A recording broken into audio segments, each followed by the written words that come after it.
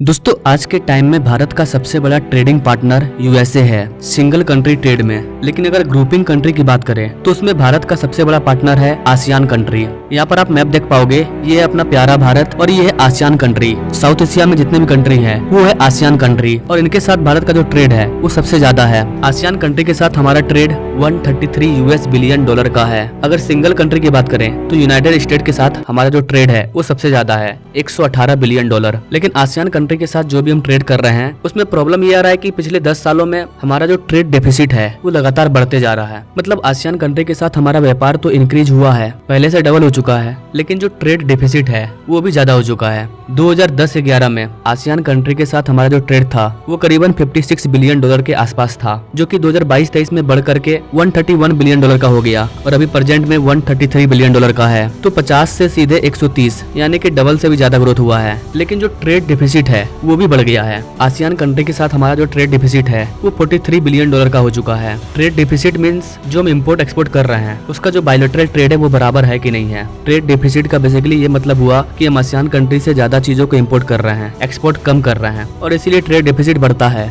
और इस चीज को कम करने के लिए भारत सरकार के द्वारा एक बड़ा कदम उठाया गया है। आसियान कंट्री से जो फ्री ट्रेड एग्रीमेंट साइन हुआ था उसका डाटा मांगा गया है और कई चीजों के इंपोर्ट पर रोक लगा दिया गया है। तो इस वीडियो में हम लोग जानेंगे कि किन किन चीजों को भारत सरकार ने रोक लगा दिया है, कौन सा डाटा मांगा गया है, कैसे भारत सरकार आसियान कंट्री के साथ अपने ट्रेड डेफिसिट को कम करेगी, ट्रेड डेफिसिट ज्यादा होने से क्या प्रॉब्लम है, ट्रेड डेफिसिट कम होगा तो कितना फायदा होगा। चलिए समझते हैं इंडियन ट्रेड के बारे में।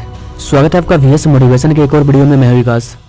गाइस 2003 में जब अटल बिहारी वाजपेयी की सरकार थी उस टाइम आसियान कंट्री के साथ एक डील हुआ कि हम लोगों को आपस में ट्रेड करने के लिए एक फ्री ट्रेड एग्रीमेंट पर साइन करना चाहिए। 8 अक्टूबर 2003 में इंडोनेशिया के बाली में इस एग्रीमेंट पर साइन किया गया, लेकिन ये उतना अच्छा से नहीं हो पाया। फिर आगे जाकर के 13 अगस्त 2009 में फाइनल एग्रीमेंट पर साइन किया गया। यहाँ पर आप सबसे पहले मैप देखिए। आसियान ग्रुप में टोटल 10 कंट्री शामिल है, जो कि साउथ ईस्ट एशिया की 10 कंट्री है, जिसमें Laos, Myanmar, Thailand, Singapore, Malaysia, Cambodia, Vietnam, Philippines, Indonesia और ब्रुनई, ये टोटल 10 देश शामिल हैं। तो जब भी आसियान कंट्री का बात होगा मतलब इस 10 कंट्री का बात हो रहा है। इन सब के साथ हमने फ्री ट्रेड एग्रीमेंट पर साइन किया और 2010 में ये जो फ्री ट्रेड एग्रीमेंट था ये इफेक्ट में आ गया, यानी कि ये काम करने लगा। लेकिन 2014 में जब नई गवर्नमेंट आई तो एक नया FTA पर साइन किया गया, जिसमें सर्विस वगैरह को भी इंक्लूड कर दिया गया, जिसके वजह से 14-15 सालों में जब से फ्री ट्रेड एग्रीमेंट साइन हुआ तब से लेकर के अब तक अच्छा खासा ट्रेड हो रहा है और हमारा जो ट्रेड है वो लगातार बढ़ते जा रहा है। जैसा कि मैंने बताया 2010 में हमारा ट्रेड 55 से 60 बिलियन डॉलर के बीच में था, जो कि एट प्रेजेंट टाइम में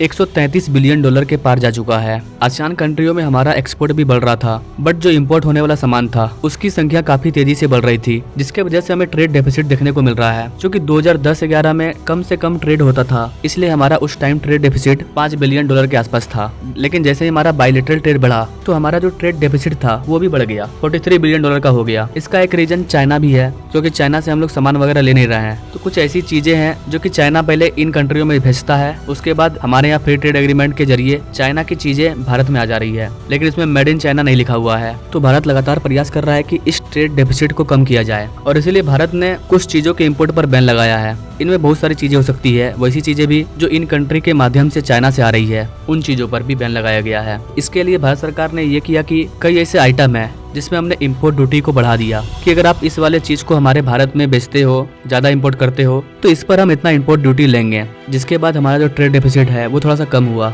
43 से 36 पर आ गया। यहाँ पर गौर करने वाला चीज ये है कि हम जिन भी देशों के साथ FTA पर साइन कर रहे हैं हमारा एक्सपोर्ट तो बढ़ रहा है, लेकिन ट्रेड डेफिसिट ज्यादा हो जा रहा है, क्योंकि जितना वो कंट्री हमारे भारत में एक्सपोर्ट कर रहे हैं उतना एक्सपोर्ट हम नहीं कर पा रहे हैं, इसलिए हमारा इंपोर्ट बढ़ जा रहा है। इंपोर्ट अगर ज्यादा बढ़ेगा तो ट्रेड डेफिसिट होगा ही ना। भारत ने आसियान कंट्री के साथ जिस FTA पर साइन किया था, भारत ने कहा कि हमें इस FTA को रिव्यू करना है, क्यों इतना ज्यादा ट्रेड डेफिसिट बढ़ रहा है, यानी कि कुछ चेंजेस करेंगे, क्योंकि ये FTA 15 साल पहले साइन हुआ था और अब चीजें चेंज हो चुकी है। भारत जिन चीज़ों को इंक्लूड करना चाहता है उसमें टेक्सटाइल है, रबर है, केमिकल आइटम है, मेटल्स हैं, एलॉयस हैं, मशीनरी थिंग है, प्लास्टिक्स है, जेम्स ज्वेलरी, कई चीज़ें हैं, इसको भी इंक्लूड किया जाएगा। इसके अलावा भारत के द्वारा सबसे बड़ा चीज़ ये मांग किया गया है ROO, रूल्स ऑफ ऑर्गेनाइजेशन, जैसा कि मैंने आपको बताया, बहुत सारा चाइनीज आइटम इन कंट्रियों के माध्यम से भारत में आ रहा था और भारत को ये बात पता चल चुका है कि चाइना छुप करके इन कंट्रियों के माध्यम से हमारे इंडिया में अपनी चाइनीज चीजों को भेज रहा है। इस चीज को रोकने के लिए भारत रूल्स ऑफ ओरिजिन की मांग कर रहा है। मतलब आसियान कंट्री में जो चीज बनता है हम उसी को इम्पोर्ट करेंगे। तो यहाँ पर चाइना को एक और झटका लगने वाला है कि इंडिया जैसे बड़े मार्केट में चाइना छुप करके अपने चीजों को इम्पोर्ट कर रहा था, अब वो भी बंद होने वाला है। चाइना के अलावा और भी कई कंट्री हैं जैसे कि कोरिया वगैरह, जापान वगैरह, उन कंट्रियों का चीज भी आसियान कंट्री के माध्यम से फ्री ट्रेड एग्रीमेंट के तहत आ रहा था, उसको भी हम लोग बंद करेंगे और आरओ को लगाएंगे, रूल्स ऑफ ओरिजिन। जो चीज आसियान कंट्री में नहीं बना है उसको हम भारत में एक्सेप्ट नहीं करेंगे।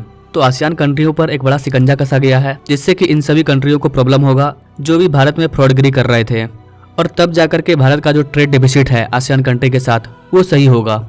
वैसे गाइस, आप इस चीज के बारे में क्या सोचते हैं कि भारत को पुराने एफटीओ को रीचेक करना चाहिए? इससे हमारा जो ट्रेड डेफिसिट है क्या वो कम होगा? आपको क्या लगता है गाइस, चाइना इन कंट्रियों के माध्यम से अपने चीजों को भारत में इंपोर्ट कर रहा है? आप क्या सोचते हैं गाइस, इस चीज के बारे में कमेंट करें और ऐसे लेटेस्ट अपडेट के बारे में जानने के लिए हमारे चैनल से जो जुड़े। Now thanks for watching. मिलते हैं वीडियो में एक नई जानकारी।